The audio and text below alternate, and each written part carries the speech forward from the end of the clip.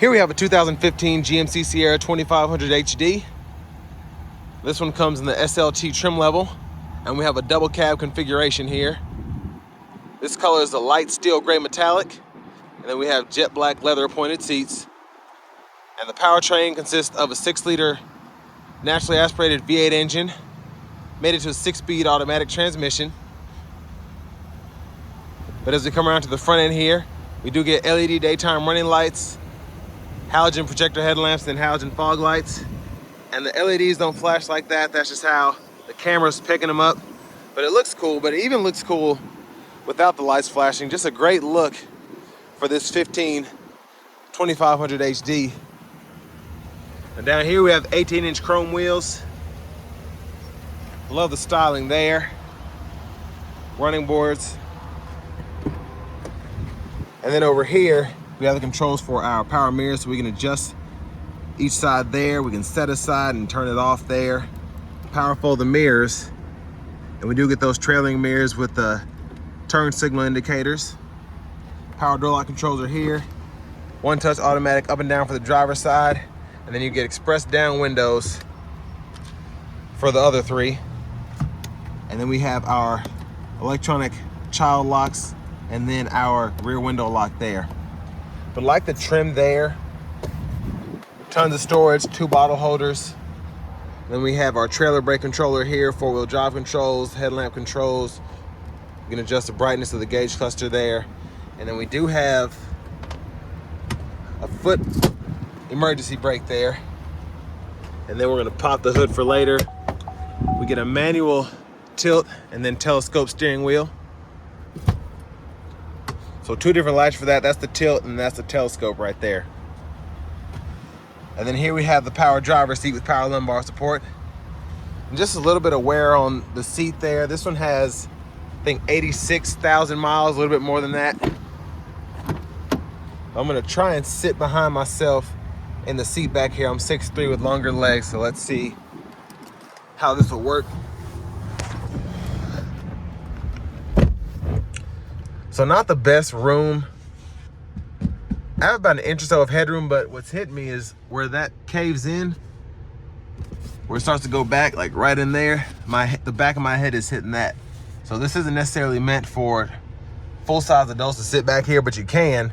It's just not the most comfortable, and as you can see, it's not a wide space at all. But we can hang one skinny hook on this hanger hook there. And then a 12 volts back here, little storage pad there, and then a bigger pocket here. And then we don't have room to fold the seat down for cup holders. But it is nice that you get one in each of these small door panels.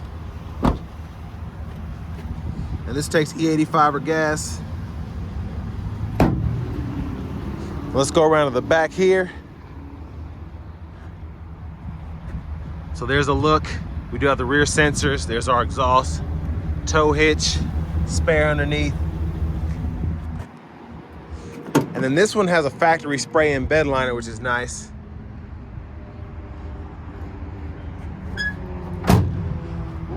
And pretty easy to lower and lift that tailgate. But over here, I'm gonna show you how these seats go up. So pretty easy to fold, and then you can hide stuff underneath there. And then pretty easy to put them back down as well. And then our front passenger seat, same adjustability as the driver's side. So power with power lumbar support. Tons of storage in the side pocket here, and then a glove compartment down here, then a lockable one up here. And then we do have the window sticker here. I'm gonna take a quick look at that. A huge shout out to Chevrolet Buick GMC of Murfreesboro for allowing me to review this truck today. I'll leave a link below to the truck as well as their entire pre-owned inventory in the description below. But that's not a bad sticker price. $52,590 for a pretty luxurious heavy-duty truck.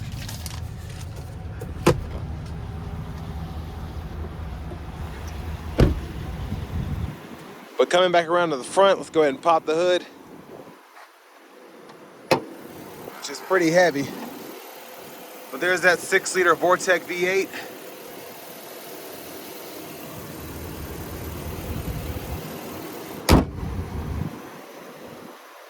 But now let's go ahead and hop in the driver's seat.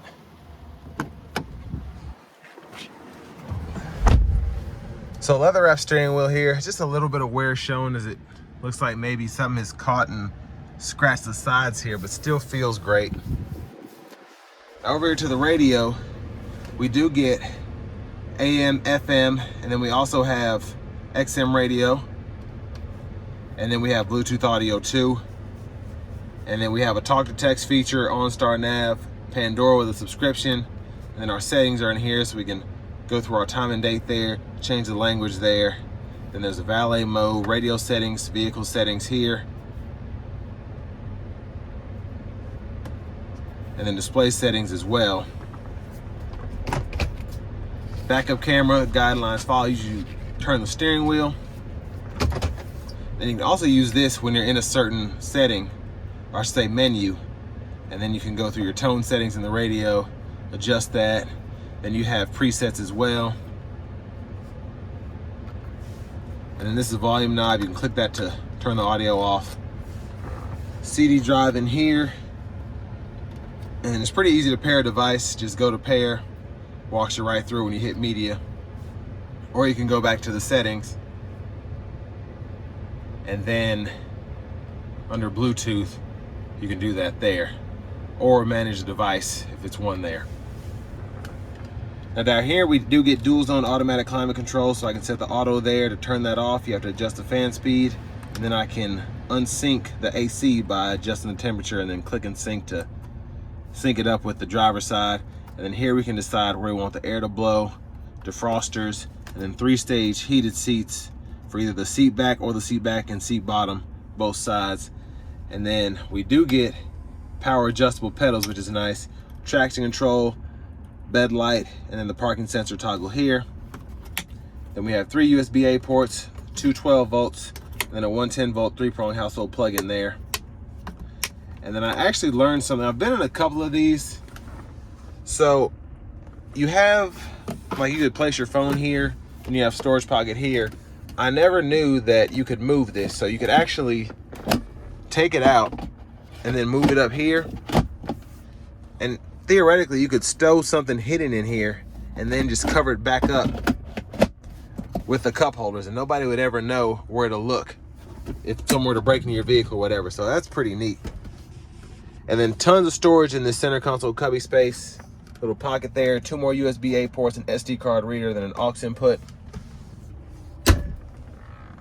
And there's a view of the back seat from up here. And we have a sunglasses holder, universal home remote. We get the premium dome lights here, OnStar. And then back to the steering wheel.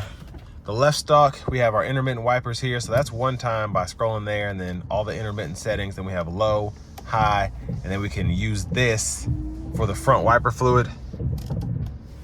And then high beams are here, and then we can flash there. And then for the shifter, hit the brake, reverse, neutral drive. Then we have a manual mode, we can manually shift. And it'll show you what gear you're in at the bottom right corner of the digital part of the gauge cluster. And then tow haul mode right there. And then left side of the steering wheel, cruise controls, pretty standard. Adjust speed, cancel, toggle it on and off. You can see it on the gauge cluster there as well when it's on. Heated steering wheel toggle, which is lovely to have in this kind of truck. And then voice recognition, Bluetooth controls, it serves as a mute button. And then you can scroll through your gauge cluster. And there are tons of settings there. But if you want to change your units, you can just click there, go right, and then change from metric to US or US to metric, whatever. And then there are a few other settings there as well. But everything else pretty standard. Like if I go to audio, I can scroll through using the arrows here just like I could on the radio itself. So I like to go to info, and especially with this kind of truck, I like to see the fuel economy just because I'm curious. But you have your tire pressure monitors and all that too. Now behind the steering wheel on the left side, track list or radio station presets can be toggled here depending on what source you're in. And then you can toggle your volume here all the way up or all the way down until it's silent. And then we do have a turn key. And finally, there's the fob, if I can get it all the way over. There it is, with remote start, and we have a panic button as well. But now to the fun part. Let's go ahead and take this 2015 GMC Sierra 2500 HD out on the road for a test drive. So starting my test drive here, I've noticed that my blinker's being a little wonky now. So that's just something I wanted to point out. On both sides, it's not wanting to work consistently. So I actually like how responsive the throttle is on this truck. I wouldn't expect it to be as quick on its feet, but I guess I'm also used to driving the turbo diesels, and those have a bit of lag. They pull a lot better and you feel the acceleration more when the turbos kick in, but from a low end perspective, you don't get that same feel, as opposed to just putting your foot down and you feel the roar from the engine.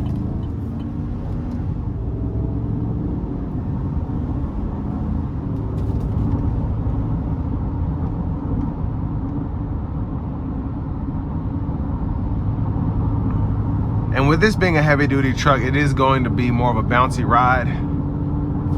But I want to see how that compares.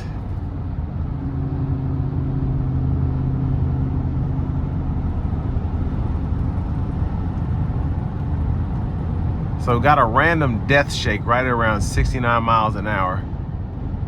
That was interesting. But cruising here, I'm getting right at 14 miles per gallon on a little bit of a uphill slope.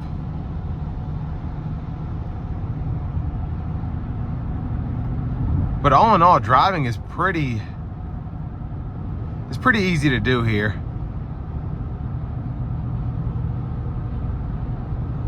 Now I think it's especially thick out here because everybody's out for Memorial Day weekend, schools have let out, but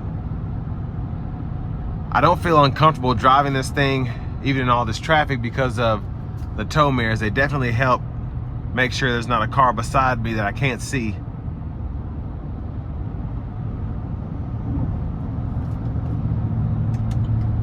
But honestly, the ride quality is a lot better than I was expecting. I don't know why. I don't know if it's just the platform of the double cab or what, but usually I get behind the wheel of one of these and it's just rocking. But it's one of the better riding heavy duty trucks I've driven. Now I still don't know about that blinker thing that's going on, but other than that, this truck seems to have held up pretty well for it to have 86,000 miles on it and to be about 8-9 years old. I'm gonna try to give it a pull here.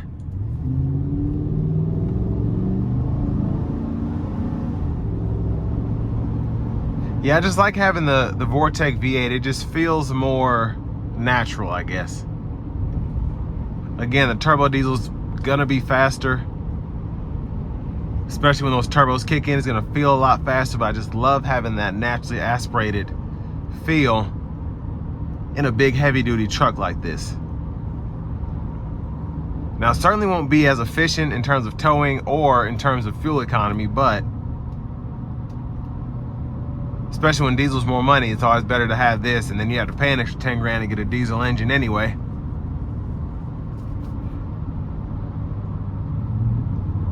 But trucks are still bringing big money right now, just with the state of the economy, and because people always need them, usually for work, or if they're towing a camper or horse trailer, whatever. That's usually something that they can't afford to live without, whether it's financially or personally. So you're always going to need something big enough to pull something like that.